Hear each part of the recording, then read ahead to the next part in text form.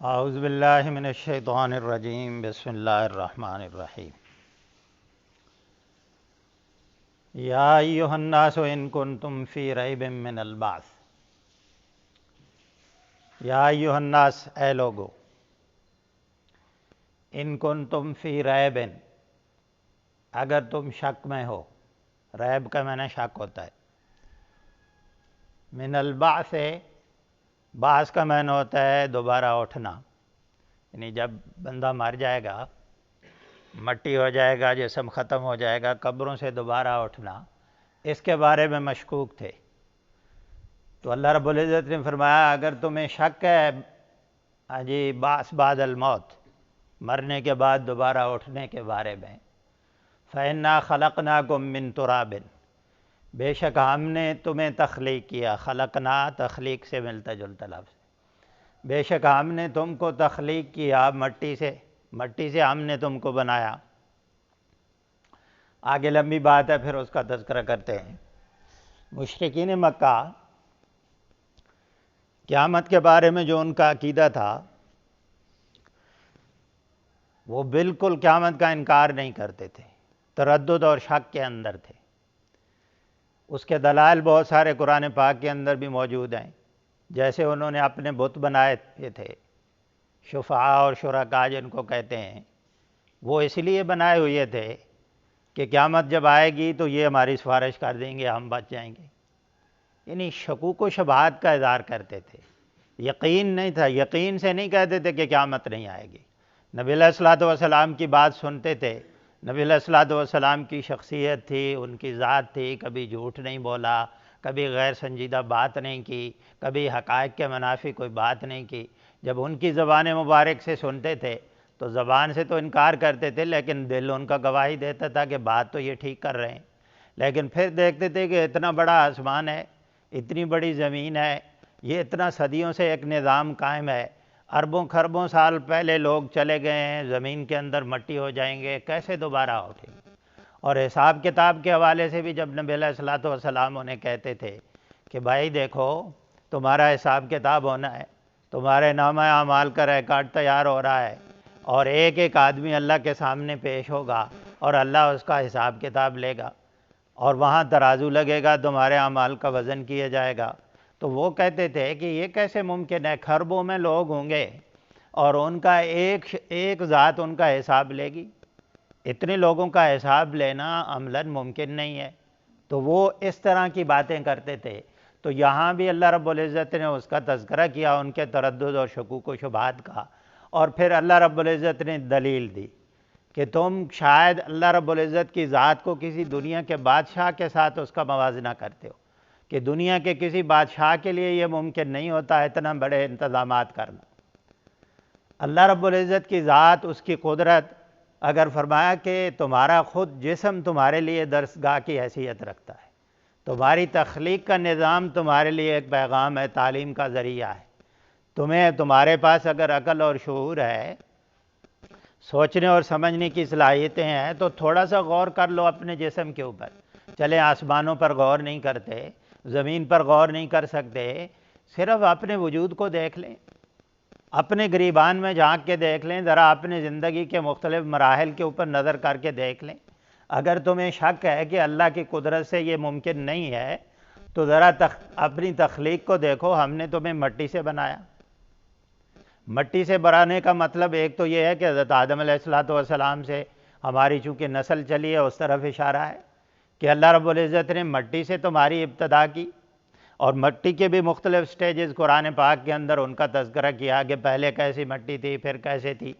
پھر وہ کسی موقع پر اس کا بھی تذکرہ کر دیں گے۔ لیکن اللہ رب العزت کہہ رہے ہیں تمہاری ابتدا تو ادھر سے ہوئی ہے۔ یا پھر یہ جو نطفہ بنتا ہے، یہ نطفہ بھی انسان کا خوراک جو حاصل کرتا ہے، انسان جسم میں لے جاتا ہے اپنی انرجی اور طاقت حاصل کرنے کے لیے، اسی خوراک کی بنیاد پر تو یہ نطفہ انسان کے اندر بنتا ہے۔ تو اللہ نے فرمایا وہ تمہاری خوراک کہاں سے آتی ہے؟ مٹی سے، تو تمہارے اجزاء آتے ہیں اس خوراک کے سارے۔ تو وہ مٹی جو بے جان ہے، اس مٹی سے ہم نے تمہاری تخلیق کر دی ایک بے جان چیز سے۔ اب اگر اس مٹی سے مختلف اجزاء حاصل کر کے ہم نے تمہیں تخلیق کر دیا، تو دوبارہ تمہارا جسم اگر مٹی کے اندر چلا گیا تو تمہارے اجزاء مٹی کے اندر شامل ہو گئے، تو دوبارہ اللہ کے لیے پیدا کرنا کون سا مشکل کام ہے؟ اور پھر قرآن پاک میں اللہ رب العزت نے ایک اور جگہ پہ کہا کہ بھائی پہلی دفعہ پیدا کرنا مشکل ہوتا ہے، اور یہ ہمارے بھی تجربے کی بات ہے، کسی چیز کو آپ پہلی دفعہ بنائیں تو مشکل ہوتا ہے، اسی چیز کو دوبارہ اگر آپ کو بنانے کے لیے کہا جائے تو آپ کے لیے آسان ہوگا۔ اللہ رب العزت فرماتے ہیں تم مانتے ہو کہ ہم نے تمہیں تخلیق کیا، تم مانتے ہو کہ ہم نے تمہیں مٹی سے پیدا کیا، تم کچھ نہیں تھے، تم اپنی تخلیق کو سمجھتے ہو، یہ سارا مانتے ہو، پھر بھی ہماری قدرت کا انکار کرتے ہو۔ ہم نے تمہیں مٹی سے، بے جان چیزوں سے، انہی ذرات سے پیدا کیا، دوبارہ تم مٹی کے اندر جاؤ گے، تمہارے ذرات وہیں گے، ہم دوبارہ تمہیں وہاں سے تخلیق کر دیں گے، یہ ہمارے لیے کوئی ناممکن کام نہیں۔ پھر اللہ رب العزت فرماتے ہیں اسی مٹی سے نطفہ بنایا، اسی مٹی سے تم خوراک حاصل کرتے ہو، اس خوراک وہ تمہارے جسم کے اندر جاتی ہے، جو مٹی جس سے جو خوراک ہم استعمال کرتے ہیں، اس خوراک کے جو اجزاء ہوتے ہیں ان کے اندر انسان پیدا کرنے کی صلاحیت نہیں ہوتی، انسان اس سے بن جائے اس کے اندر صلاحیت نہیں ہوتی۔ یہ اللہ رب العزت کی قدرت ہے کہ وہ خوراک انسان کے جسم کے اندر آتی ہے، اور وہ جو نطفہ بنتا ہے، اس مرد کا جو نطفہ ہوتا ہے اس کے اندر کروڑوں تخم ایسے ہوتے ہیں کہ ہر تخم سے ایک انسان بن سکتا ہے، ہر تخم سے ایک انسان بن سکتا ہے، کروڑوں میں ہوتے ہیں۔ تو وہ کروڑوں میں جو ہوتے ہیں صرف ان میں سے ایک تخم عورت کے ایگ سے، انڈے سے ملتا ہے، بیضہ انثیٰ اس کو کہتے ہیں۔ اب دیکھیں اللہ کی قدرت، کروڑوں ایسے ہیں جس سے انسان بن سکتے ہیں، لیکن اللہ رب العزت کی قدرت صرف ایک کو ملاتی، اور صرف ایک جب عورت کے اس نطفے سے ملتا ہے تو اس سے ایک انسان تخلیق ہوتا ہے۔ پھر اللہ کی آپ قدرت دیکھیں، اس ایک نطفے کو اگر حاصل کر لیا جائے، یہ ڈی این اے ٹیسٹ جو آج کل آپ سنتے ہوں گے، اس سے پورے انسان کی شکل کو واضح کیا جا سکتا ہے کہ یہ کیسا انسان ہے۔ یہ اللہ رب العزت فرماتے ہیں جب یہ خوراک تمہارے جسم کے اندر گئی تھی، اس میں تو یہ ساری چیزیں نہیں تھیں، پھر یہ کس نے سارا پروسیس کیا، ساری یہ قدرت کا مظاہرہ کیا کہ تمہارے اس نطفے کے اندر، ایک تخم کے اندر پورے انسان کی شکل اللہ رب العزت نے بنا کے رکھ دی ہے۔ تو جس اللہ نے یہ کام کر دیا، اس اللہ کے لیے کون سا مشکل ہے دوبارہ انسان کو تخلیق کرنا؟ تو اللہ رب العزت فرماتے ہیں پھر نطفہ بنا۔ یہ ثم جو ہوتا ہے نا، کچھ عرصے اور غیب کے لیے ہوتا ہے، جیسے حدیث مبارکہ کے الفاظ ہیں کہ جب انسان کے جسم کے اندر نطفہ جاتا ہے تو پھر 40 دن ایسے ہی ہوتا ہے،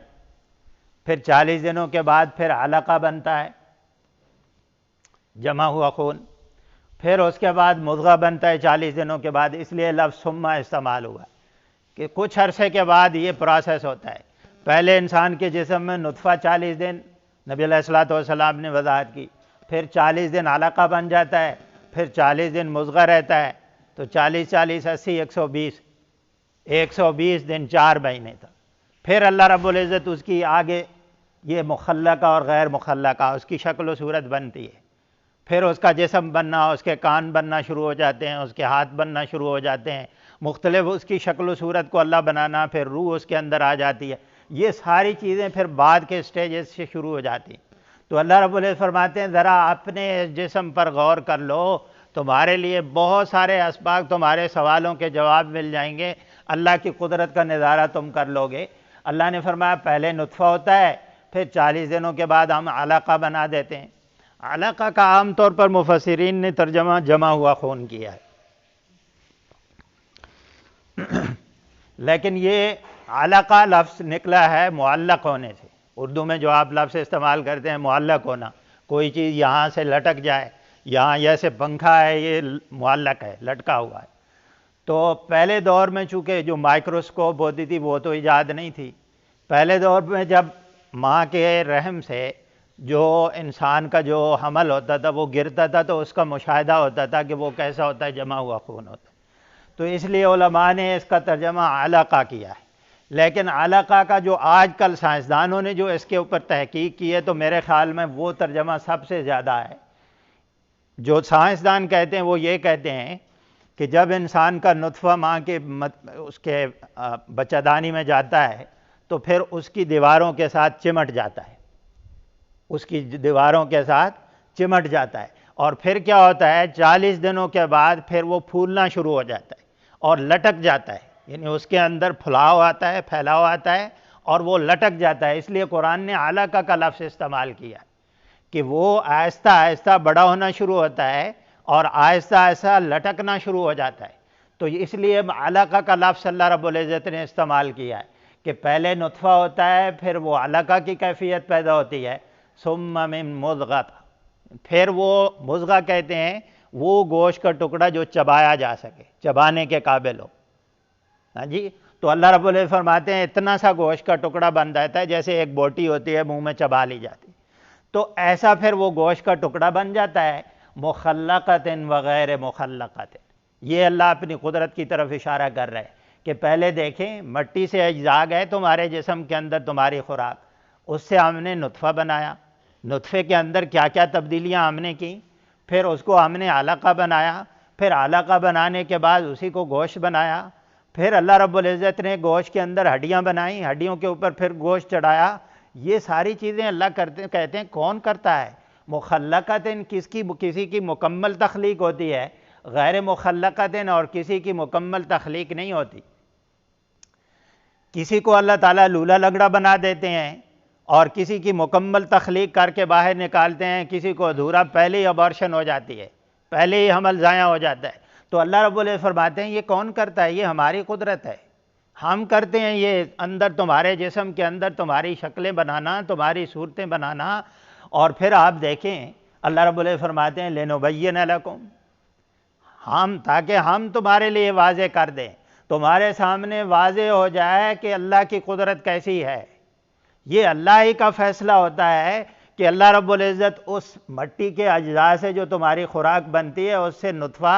اور اس کے اندر انسانوں کی پوری شکل، پھر اس کو مختلف سٹیجز سے گزار کر انسان کو بنانا اور اتنا خوبصورت انسان بنا دینا، اتنا باصلاحیت انسان بنا دینا۔ فرمایا یہ اس لیے ہم تمہیں بتا رہے ہیں تاکہ تمہارے سامنے اللہ کی قدرت واضح ہو جائے، لِنُبَيِّنَ لَكُمْ، تاکہ تمہارے سامنے واضح ہو جائے جس شکوک و شبہات کا جن کا تم اظہار کر رہے ہو، تاکہ تم اس غلط فہمی سے نکل جاؤ۔ وَنُقِرُّ فِي الْأَرْحَامِ مَا نَشَاءُ، فرمایا پھر ہم وَنُقِرُّ قرار سے، پھر ہم تمہیں ٹھہراتے ہیں فی الارحام، ماں کے رحموں کے اندر، ما نشاء، جو ہم چاہتے ہیں۔ یہ دیکھیں پھر اللہ نے اپنی قدرت کا بات کی، اللہ فرماتے ہیں جو ہم چاہتے ہیں وہ ٹھہراتے ہیں۔ کسی انسان کا، دنیا کی کسی ہستی کا کوئی عمل دخل نہیں ہے۔ ماں کے پیٹ کے اندر کیا ہو رہا ہے، کیسا انسان بنے گا، لمبے قد کا بنے گا، چھوٹے قد کا بنے گا، سفید رنگ کا بنے گا، کالے رنگ کا بنے گا، مرد بنے گا، عورت بنے گی، باصلاحیت بنے گا، کنزین بنے گا، کیسا بنے گا، اللہ رب العزت فرماتے ہیں ما نشاء، جو ہم چاہتے ہیں، جو ہماری مرضی ہوتی ہے وہ وہاں وہی ہوتا ہے، کسی اور کی مرضی نہیں چلتی، کسی اور کی مداخلت نہیں ہوتی، کسی اور کی قدرت نہیں ہوتی، کسی اور کا کوئی عمل دخل نہیں ہے، صرف اللہ کی ذات کا عمل دخل ہے۔ پھر جتنا عرصہ ہم چاہتے ہیں اس کو ماں کے پیٹ کے اندر، ماں کے رحم کے اندر ٹھہرا دیتے ہیں۔ پھر اللہ رب العزت فرماتے ہیں الی اجل مسمى،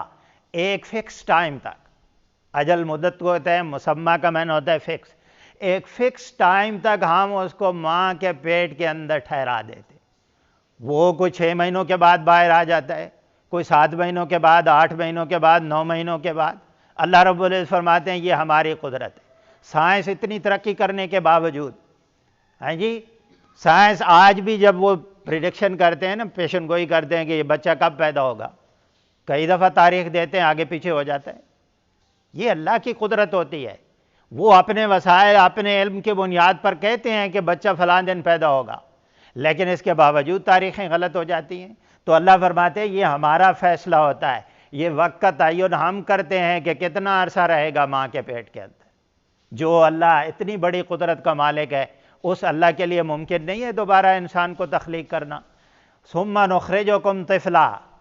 پھر ہم تم کو، یعنی ایک عرصہ تک ماں کے پیٹ کے اندر رہنے کے بعد، پھر وہاں دیکھیں انسان کی خوراک کا کیسے اللہ نے انتظام کیا،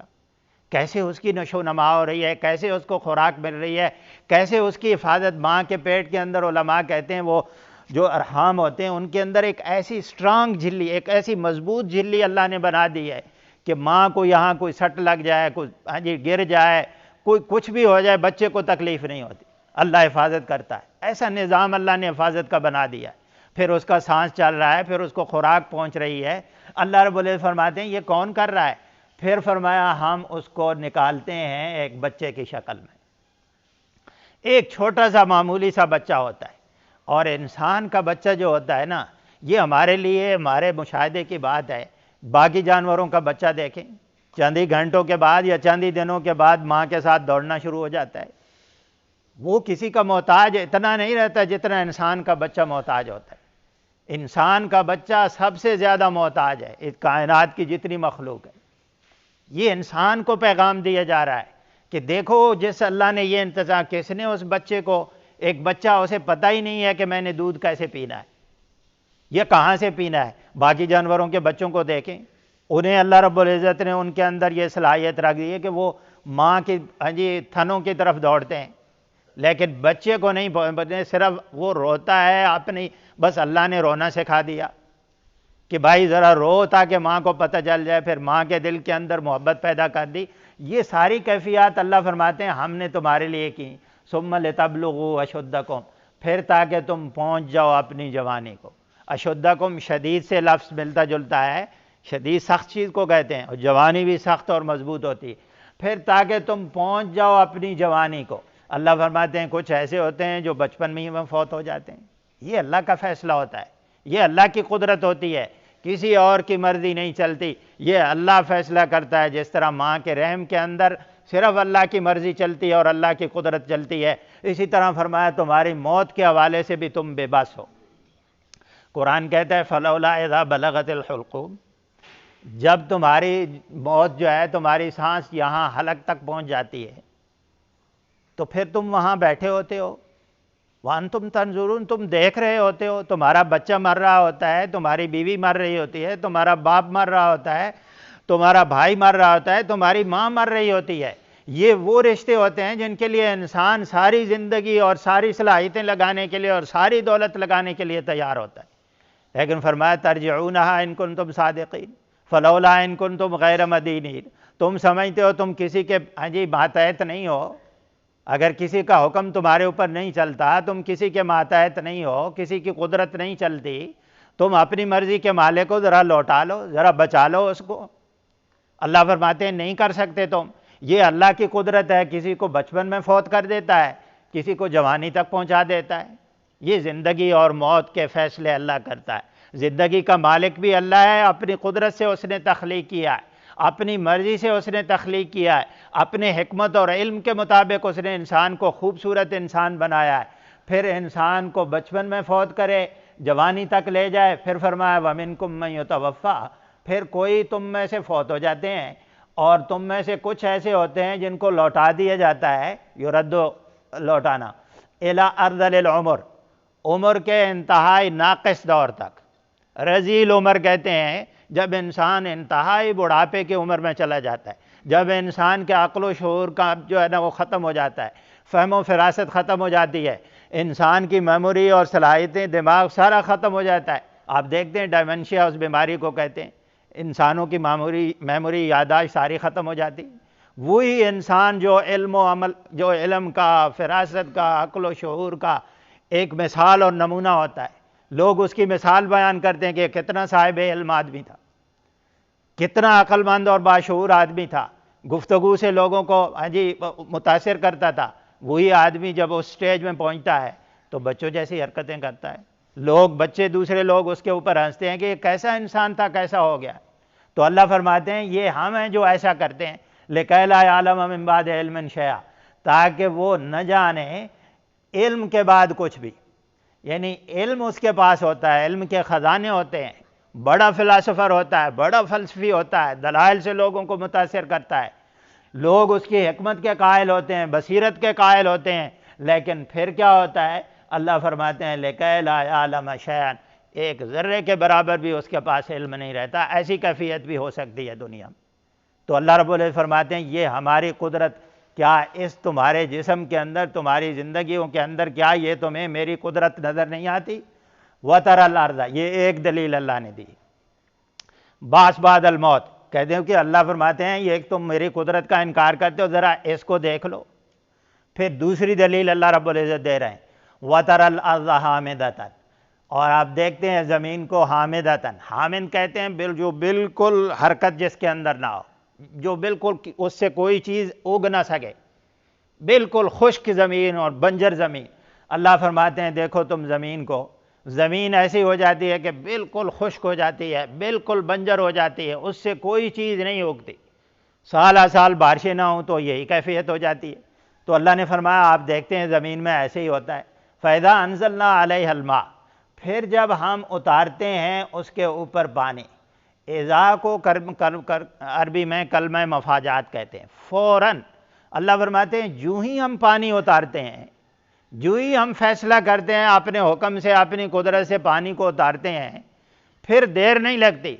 پھر اچانک ایسے ہو جاتا ہے اہتزت، اہتزہ کا معنی ہوتا ہے حرکت، پھر اس زمین کے اندر آپ کو حرکت نظر آنا شروع ہو جاتی۔ وہی زمین جو بنجر تھی، وہی زمین جس کے اندر کوئی حرکت نہیں تھی، کوئی اس سے سبزہ اور غلہ نہیں نکل رہا تھا، اچانک پانی اس کے اوپر جب آتا ہے پھر کیا ہوتا ہے، اس کے اندر حرکت شروع ہو جاتی ہے، وربت، ربا سود کو کہتے ہیں، بڑھوتری، بڑھنا شروع ہو جاتی ہے، یعنی زمین کے اندر پھلاؤ آتا ہے، زمین کے اندر رونق آ جاتی ہے، زمین وَأَنبَتَتْ مِن كُلِّ زَوْجٍ بَهِيجٍ، اور اگاتی ہے، نباتات سے ملتا جلتا لفظ ہے، من کل زوجن، ہر قسم کے جوڑے،